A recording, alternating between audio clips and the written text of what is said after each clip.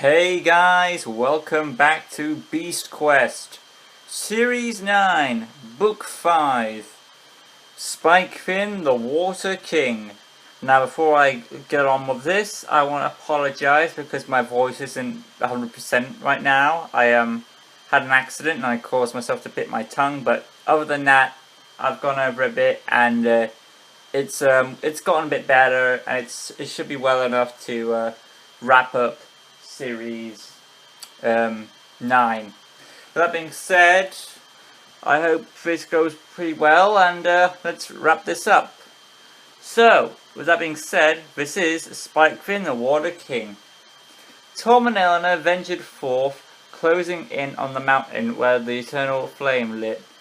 With Petra still as a prisoner, Tom realized they should make camp. Tom told Petra to tell them Malvel's secrets, and she explained that the closer Malvel gets to the eternal flame, the warlock's staff with him will be heavier. The heavier it will become. Meanwhile, Noctis fears fire, so Noctis the Anacorn, he fears fire, so he will have to go on foot to reach the flame. This tells me that the staff, or perhaps Adro, or past good wizards, put a counter effect on the staff to weaken the being holding the staff as a way of preventing he/she of reaching the flame. Tom and Eleanor were having trouble making a campfire, and Petra said she could make fire with her magic if she was untied. Despite the fact of not trusting her, they eventually did, and everyone was concerned what happened next. Also, from this chapter, it tells us that Noctis now shows allegiance just to Velmal, which must have been a counterspell from Malvel, which means he was planning to leave Petra for quite some time. Because you know how evil wizards are, they don't really care for their underlings most of the time. Petra, of course, didn't run, but attempted to steal Tom's sword. Failing, she lit the fire with green flames. Tom then asked why doesn't she change her evil ways and help them. She said she didn't want to end up like Adro, because we saw how good wizard Adro ended up on the side of good. He died, and she doesn't want to share his fate. Tom shouted, saying once he returned the staff, Adro would be back to life. They assumed this, of course. Petra laughed, saying Adro is gone forever, and Tom hoped she was wrong.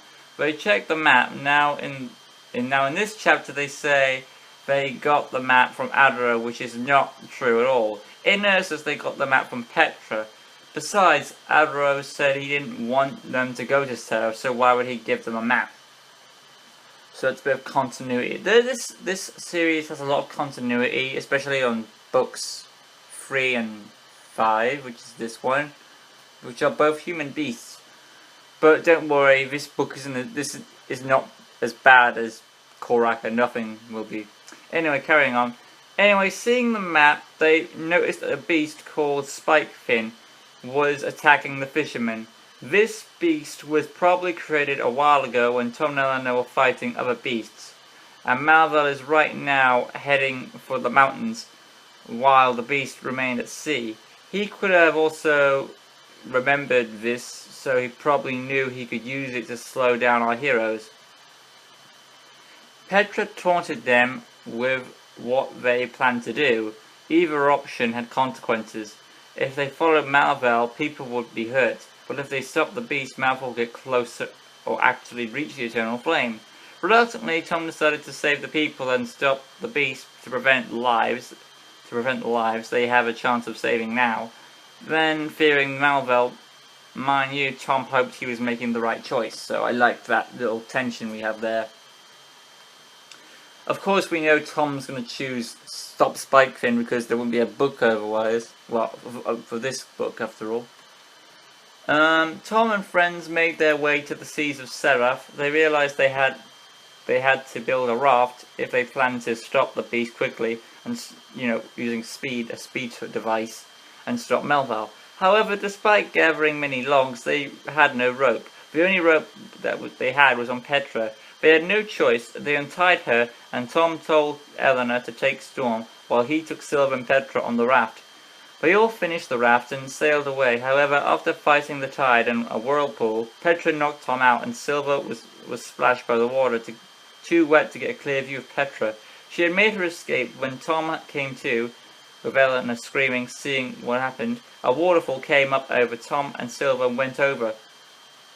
So, they didn't have Petra for too long, did they? Tom uses his token from Sepron to face the waters. He and Silver were actually in the Sea of Seraph, and Tom vowed to get Petra for this. But even though Eleanor had Petra in range, Tom told her to let her go, as she was not worth it. Tom thought she could change, but it was clear to Tom now she didn't care about our heroes or Malvel. All she cared about was herself. She left them to face Spikefin, who quickly emerged after seeing the village close to the shores. Spikefin revealed himself, and Tom was at his disadvantage, fighting him in the ocean. Spikefin revealed his trident and plunged it down once. Tom dodged it by going underwater, but when he came up again, the trident came back. Tom dodged the trident, but Spikefin managed to get his teeth into Tom's shield and actually caused some damage to it. After a little brawl in the ocean, Spikefin retreated, and Tom wounded to the shore, where not only Eleanor, Silver, and Storm greeted them, but also a couple of fishermen. They said they saw the fight and explained how Spikefin had taken their fish away. And anyway, one of their fishermen, of course, all they knew about him, their fisherman, and where was that? Taking away one of their fishermen. All they found of Brenner was his ripped clothes. Tom and Eleanor exchanged looks and knew what was going on. Brenner is Spikefin. They had seen this before with Koraka. The fishermen decided to take them to their village leader, Vara, and made their way, leaving Storm and Silver at some supplies while they ventured forth into the village until they reached Vara's house. Tom explained the beast could be Brenner. Vara wasn't so trusting after the last visitor, who turns out to be Malvel, the one who cast the spell. Vara also explained that Malvel was now using the warlock's staff as a cane, which he was getting weaker.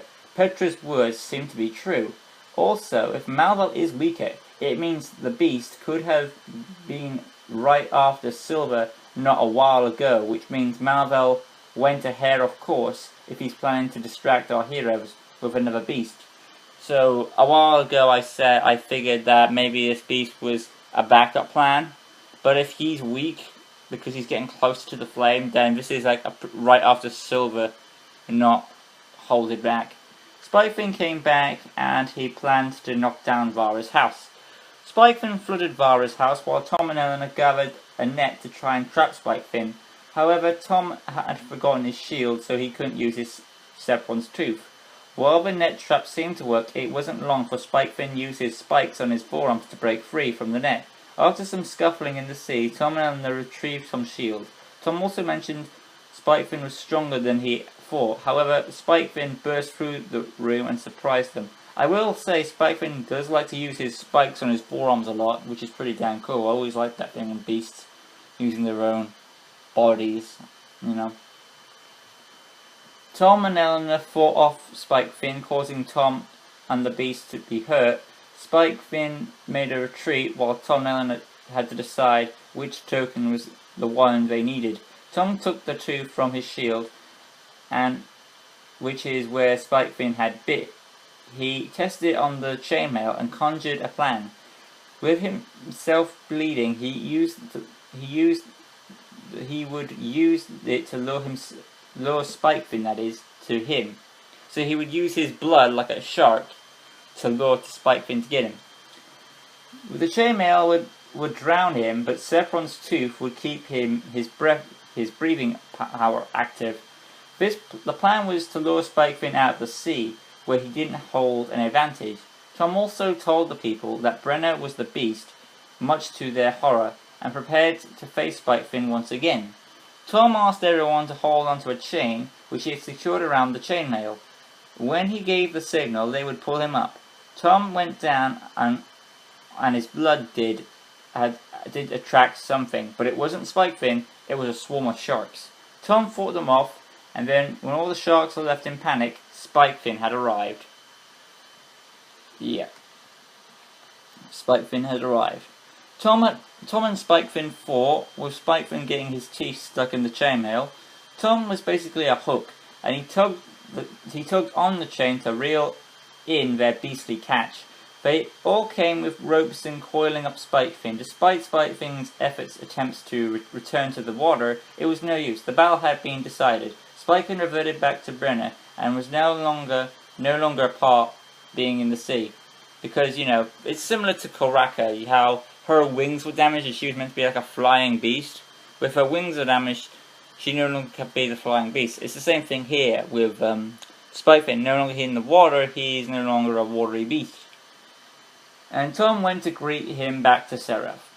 Tom explained what had happened to Brenna, and of course Vara's people offered a feast. Only this time they couldn't stay, not while Malval had grown a head start on them. But Vara looked at their map, which was from Petra, and she said that is Vara. She said that the mine shafts were on here. Our heroes could use them to make it to the eternal flame in less than a day's travel. However, they heard Petra's laugh and wondered if she overheard their plans. Tom said if she did, they would be ready for her. Brenna offered to be their guide to say thanks for freeing him from the spell, and they headed off saying, "One more beast, one more token." To be honest, if Malval's new power can create beasts anytime he wants, he could make easily more than just one more extra beast. Mind you, he's probably planning to destroy the staff anyway, so that's probably why he's limited to just 6, or a number of few. It's just convenient that it's 6. I know there's the Beast Quest series formula sticks with 6. I know present day right now it's not gone down to 4, but you know, there are some little. It's another one of those gripes of Series 9. But overall, that is book 5 of Series 9, Spikefin. It's easily better than Koraka as the second beast to be turned into from a human. There's not much plot holes, and even that plot hole with Tom refusing feud was justified because Malva was sort of getting an upper hand on them. And I did like the whole thing with going back to the sea. There were some elements of like the Sepron stuff and the water. They always pull up these sea beasts really well, and I'm always happy to see that. And I apologise if my wording was a bit off today, because like I said before, but hopefully this was a good review. I might edit out a bit, see if I can. But hope you guys have enjoyed it, with just one more beast to face. Torpix. The snake, basically. Oh, and as for rankings on this book, I'm gonna say it's not as good as Silver, that's easy enough. Let's see, what was the best book before that? That was book 4, so... Minus was the best book before that. Is it better than Minus? I'm gonna say it is. It is the second best book, so... Because... there weren't many complaints. There were some complaints I had with that involving Minus.